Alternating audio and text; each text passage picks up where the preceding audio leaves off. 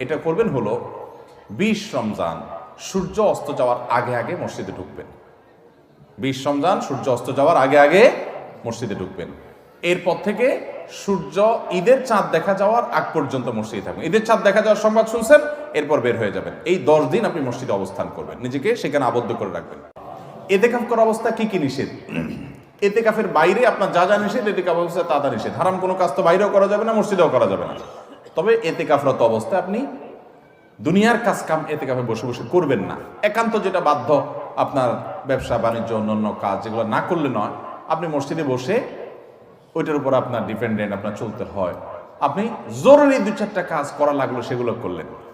এর মধ্যে আপনি বাহিরে যাবেন না। বাহিরে যাবেন টয়লেটের জন্য, পেশাব পায়খানা করার জন্য, একান্ত জানা হলো না সেই জন্য যাবেন। এমনকি খাবারটা এনে দেওয়ার লোক থাকলে আপনি বাসায়ও যাবেন না।